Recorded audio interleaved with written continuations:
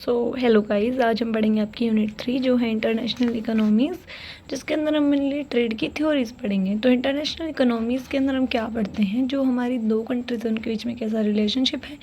Mainly हम trade देखते हैं, इन्वेस्टमेंट और एक्सचेंज कैसी है, गुड्स और सर्विसेज की।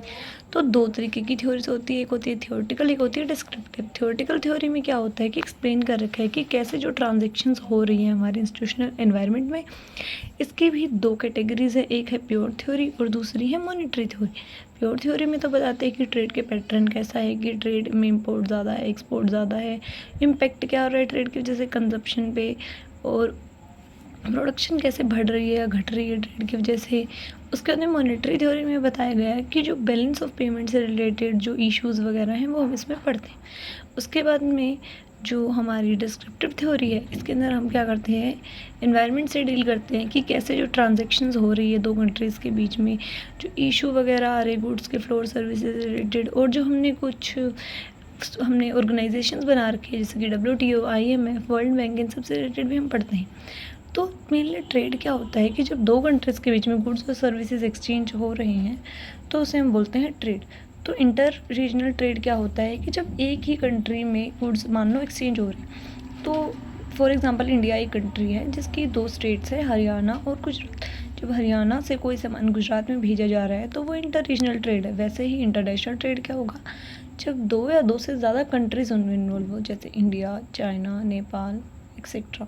उसके बाद में फीचर्स क्या है इंटरनेशनल ट्रेड के, तो ये ट्रेड क्या होता है दो कंट्रीज़ के बीच में होता है और इसके अंदर फॉरेन कंट्रीज़ इन्वॉल्व होती है। अब हमें ज़रूरत क्यों है ट्रेड की, इससे हमारी इकोनॉमिक ग्रोथ होती है, इससे हमारी नेशनल इनकम बढ़ती है, इससे स्पेशलाइजेशन बढ़ती है। मान लो अगर एक ही इंसान या एक ही कंट्री बार बार एक ही सामान बनाता रहेगा तो इसमें क्या हो जाएगा, वो स्पेशलाइज भी हो जाएगा, इससे हमें अलग अलग वैरायटी ऑफ गुड्स मिलेंगे, इससे स्टैंडर्ड ऑफ लिविंग बढ़ेगा और उससे एफिशिएंट यूटिलाइजेशन भी होगी। तो हमारी इंटरनेशनल ट्रेड की थ्योरी पे आ जाते हैं। तो पहली हमारी थ्योरी है वो है theory of comparative cost. Theory of comparative cost किसने दी है, डेविड रिकार्डो और टोरेंस ने। इस थ्योरी में क्या बताया है कि कंट्री को वो सामान बनाना चाहिए जिसके अंदर वो क्या हो, स्पेशलाइज हो उसकी प्रोडक्शन में, और उसकी जो कॉस्ट लग रही है वो भी बहुत कम हो, और उसे इम्पोर्ट वो गुड्स करना चाहिए जिसके अंदर उसे क्या हो रहा हो, नुकसान हो रहा हो। इस थ्योरी के कुछ अजम्पशंस है, जैसे कि इस थ्योरी में हम मानते हैं कि सिर्फ दो ही कंट्रीज़ है और वो दो ही गुड्स बना पा रही है। लेबर ही एक लौता फैक्टर है प्रोडक्शन का। हम जो बाकी हमारे फैक्टर ऑफ प्रोडक्शन है जैसे कि लैंड, लेबर, कैपिटल, एंटरप्रेन्योर, तो एक्सेप्ट जो लेबर है हम सारे फैक्टर्स को इसमें इग्नोर करते हैं। और हम ये मानते हैं कि जो हमारा फैक्टर आउटपुट है वो भी क्या है, कांस्टेंट है। जो हमारे जितने भी लेबर की यूनिट्स है वो सेम है। जो प्रोडक्शन है वो लॉ ऑफ कांस्टेंट रिटर्न पे बेस्ड है, मतलब कि हम जितना इनपुट देंगे उतना ही हमें आउटपुट मिलेगा। और जो फैक्टर ऑफ प्रोडक्शन है वो एक ही जगह पर मतलब हमें मिल सकते हैं, मोबाइल, और वो दूसरी कंट्री के लिए क्या है, परफेक्टली इमोबाइल है। फिर क्या है, हम ये मानते हैं कि जो हम जब कोई सामान बना रहे हैं, जब उसको हम इधर उधर भेज रहे हैं तो कोई भी ट्रांसपोर्टेशन की भी कॉस्ट नहीं आ रही है, ना ही गवर्नमेंट का कोई कंट्रोल है उसके ऊपर। और जो भी कंट्रीज ट्रेड कर रही है वो क्या है, फुल्ली एम्प्लॉयड है, मतलब वहाँ पे हर किसी को काम मिला हुआ है, कोई भी इंसान अनएम्प्लॉयड नहीं है। उसके बाद में जो हमारा गुड्स और जो फैक्टर मार्केट है दोनों के अंदर परफेक्ट कंपटीशन है, और ट्रेड बैलेंस है, मतलब जितनी हम इंपोर्ट कर रहे हैं उतना ही हम एक्सपोर्ट कर रहे हैं। अब जो थ्योरी है हमारे इंटरनेशनल ट्रेड की वो कॉस्ट के बेसिस पर हमें बताई गई है कि किसी सामान को बनाने में जितनी कॉस्ट लग रही है वो तीन तरीके से अलग अलग हो सकती है। उसके बेस पे हमें ये थ्योरी दी गई है। तो पहली है एब्सोल्यूट डिफरेंस कॉस्ट, दूसरी है कंपैरेटिव डिफरेंस, और तीसरी है इक्वल डिफरेंस। जो हमारी एब्सोल्यूट डिफरेंस कॉस्ट है वो एडम स्मिथ ने दी है। उन्होंने क्या कहा है कि जो हमारा इंटरनेशनल ट्रेड है वो कब होता है, जब एक कंट्री कोई भी सामान बना पा रही है और उसकी जो कॉस्ट है वो बहुत कम लग रही है, और वो क्या है, एफिशिएंसी बहुत ज़्यादा है, जब हम उसको किसी दूसरी कंट्री से कंपेयर करेंगे। फॉर एग्जांपल एक कंट्री को क्या एक्सपोर्ट करना चाहिए जिसमें उसको क्या हो रहा हो, फ़ायदा हो रहा हो, और इम्पोर्ट क्या करना चाहिए जिसको उसमें नुकसान हो रहा हो। उसके बाद में एक एग्जांपल लेते हैं कि कंट्री हमारी इंडिया है और दूसरी क्या है, USA।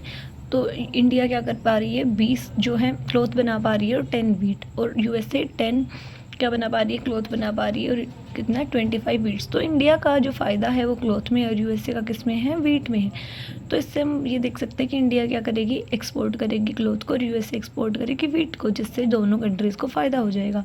तो इस थ्योरी के मेरिट्स क्या हैं कि ये हमें एनकरेज करती है स्पेशलाइजेशन में, इससे हमारे वर्ल्ड की प्रोडक्शन बढ़ती है और इससे क्या होता है, गेन होता है ट्रेड से। उसके बाद में इसका नुकसान क्या है कि इस थ्योरी में हमें ये नहीं बताया गया कि अगर मान लो एक ही कंट्री सारे गुड्स को बहुत अच्छे से बना पा रही है तो ट्रेड कैसे पॉसिबल है।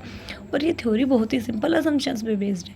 उसके बाद हम हमारी दूसरी थ्योरी पे आ जाते हैं जो है कंपैरेटिव डिफरेंस थ्योरी। ये डेविड रिकार्डो ने ही दी है, हमने शुरू में ही इनका नाम पढ़ा था। ये जो पूरी थ्योरी है कंपैरेटिव कॉस्ट वाली, ये इन्होंने ही दी है। तो इनका क्या कहना है कि ट्रेड कब होता है कि ये कहते हैं कि अगर मान लो एक ही कंट्री सारे गुड्स बना सकती है तो भी ट्रेड पॉसिबल है, क्योंकि जो ट्रेड है हमारा स्पेशलाइजेशन पे बेस्ड होता है। उसके बाद हम देखते हैं कि इसमें एक एग्जांपल दे रखा है इंडिया और इंग्लैंड का, कि इंडिया 10 क्लोथ्स बना रही है और इंग्लैंड 15, और वीट्स कितनी बना रही है 20 और वो 30। तो इंडिया क्या है, ज़्यादा एफिशिएंट है दोनों ही गुड्स बनाने में, पर इंडिया का ज़्यादा फ़ायदा किस में है, क्लॉथ में है, और कम नुकसान किसका है, इंग्लैंड का, वीट में। तो ये हमें कैसा पता चलेगा, जब हम अपॉर्चुनिटी कॉस्ट निकालेंगे। तो बहुत ज़्यादा ही इंपॉर्टेंट थ्योरी है हमारी, क्लासिकल थ्योरी है हमारी ट्रेड की। और क्या है, ये हमें बताती है कि कैसे दोनों कंट्रीज़ को फ़ायदा हो सकता है ट्रेड से, और ये हमें ये भी बताती है कि कैसे एफिशिएंटली हमारे रिसोर्सेज अलोकेट है। पर इस थ्योरी के कुछ नुकसान भी बताए गए हैं। क्रिटिसिज्म क्या है कि इसने लेबर को ही ओनली फैक्टर माना है, इसने ट्रांसपोर्टेशन कॉस्ट को भी इग्नोर किया है, और इसने कांस्टेंट जो है हमारी कॉस्ट मानी है। इसके बाद में हमारी जो आखिरी थर्ड इन्होंने दी है वो क्या है, इक्वल डिफरेंस थ्योरी की। अगर मान लो कोई भी सामान दो कंट्रीज़ में बन रहा है और दोनों के अंदर जो कॉस्ट आ रही है उस सामान की वो सेम आ रही है, तो भी ट्रेड कैसे पॉसिबल है। तो इसमें क्या बताया गया है, जो इंटरनेशनल ट्रेड है वो तब भी पॉसिबल है अगर दोनों की कॉस्ट इक्वल हो, क्योंकि सिर्फ कोई भी सामान का ट्रेड इसलिए नहीं होता है कि उसकी कॉस्ट कम या ज़्यादा है। इसके अलावा जैसे कि डिमांड की, उस जो सामान है उसकी डिमांड कितनी है एक जगह पर, स्पेशलाइजेशन और एक्सचेंज पॉसिबिलिटीज़ कितनी अच्छी है, जैसे कि वहाँ का ट्रांसपोर्टेशन इतना अच्छा है या नहीं कि वो सामान बेचा जा सके। इन सारी चीज़ों पे भी हमारा जो ट्रेड है वो डिपेंड होता है। और ये वाली थ्योरी जो दोनों पिछली थ्योरी से उससे कम इम्पोर्टेंट मानी गई है। इसके फीचर्स क्या हैं कि ये इक्वल डिफरेंस कॉस्ट पे बताई गई है, और ये हमें बताती है कि एक्सचेंज रिलेशंस कैसे होते हैं, और ये हमें बताती है कि अगर इक्वल डिफरेंस होंगे तो भी ट्रेड कैसे पॉसिबल है। एट लास्ट हम इस पूरी थ्योरी के जो क्रिटिसिज्म है वो देख रहे हैं कि इसने सबसे पहले तो लेबर को ही ओनली फैक्टर माना है, इसने बाकी के जो 3 अदर जो फैक्टर्स है उसको इग्नोर किया है।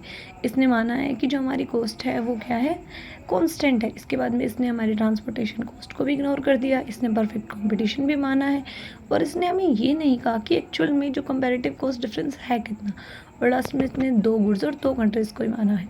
आई होप आपको ये थ्योरी समझ आई होगी। Thank you.